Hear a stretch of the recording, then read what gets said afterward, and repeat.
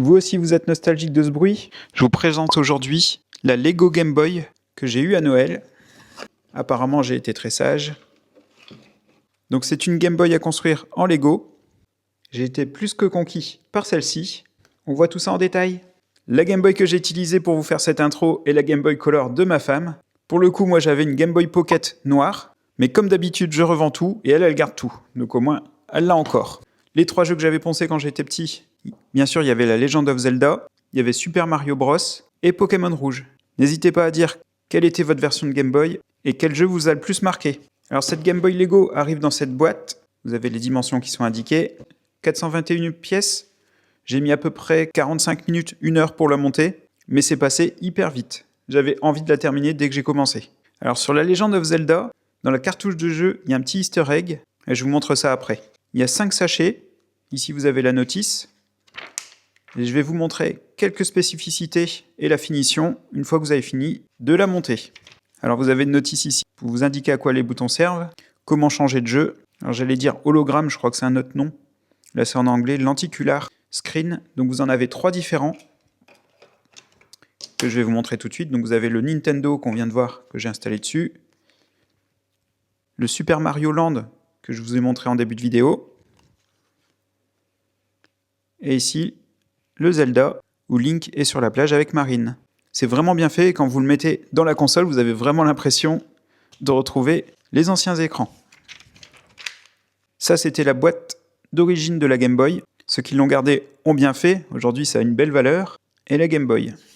Alors vous allez voir au niveau des boutons, ils ont vraiment bien fait les choses, car ici si on regarde, lorsque vous appuyez le bouton s'enfonce bien et ressort, donc ça c'est bien fait, et au niveau de la croix directionnelle, même chose, quand vous appuyez elle s'enfonce et elle ressort. Au niveau des boutons Select et Start, là c'est juste 2 bumpers, donc c'est en caoutchouc, donc vous pouvez effectivement appuyer dessus, ça ressort forcément puisque c'est en caoutchouc.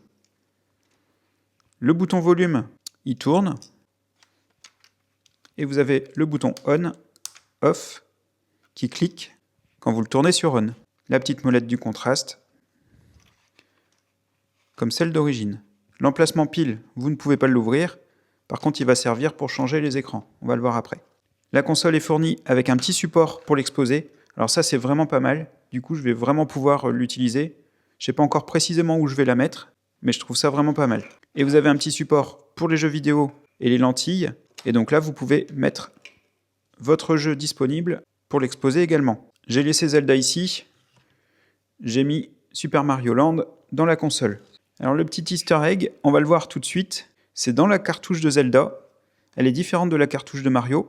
Vous voyez qu'ici, ils ont remis une pile, et effectivement quand vous la montez, vous avez la pile à installer. Et bien, cette pile servait à enregistrer les sauvegardes dans la cartouche d'origine. Donc même si une fois que c'est monté, vous ne la voyez pas, ben elle est présente dedans, et ça c'est plutôt un clin d'œil sympa. Alors ils vont remettre une petite page sur le Super Mario Land. Pourquoi avoir choisi celui-ci, je ne sais pas. The Legend of Zelda, bon là, je me pose moins la question.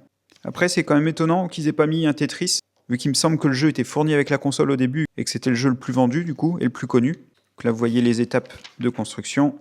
Alors on démarre sur la notice de construction. Comme je vous disais, il y a 5 sachets, et vous avez une centaine de pages de montage. Une fois que la console est montée, vous voyez qu'ici, vous allez pouvoir insérer ou enlever les cartouches de jeu et que ça clip vraiment dedans. Donc ça, c'est vraiment bien fait aussi.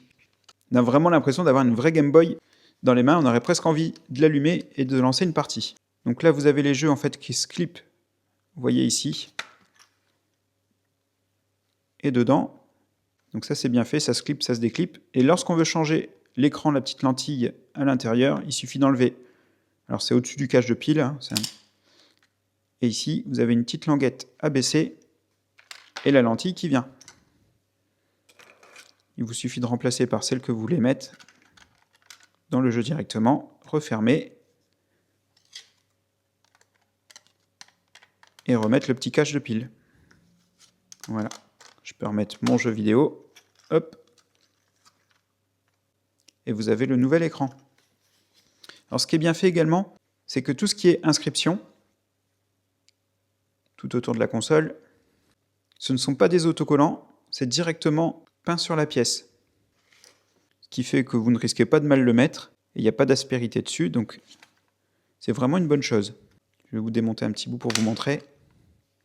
Dans la console, c'est très complexe et ça rend l'expérience pour la faire vraiment sympa, car il y a beaucoup de petites pièces et vous vous demandez toujours comment ça va tenir, pourquoi c'est aussi complexe pour faire une petite Game Boy en cube. C'est hyper intéressant à faire.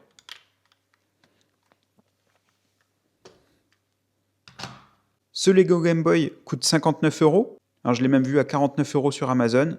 Je vous mets un lien si besoin pour la retrouver facilement en description. Mais pour moi, c'était un bel objet de collection très sympa à monter. Et d'ailleurs, en parlant de jeux rétro, si vous voulez revoir l'essai de la R36S qui permet d'émuler les jeux de Game Boy et bien sûr d'autres consoles, vous pouvez cliquer sur la vidéo de droite. À bientôt pour de nouvelles vidéos. Salut!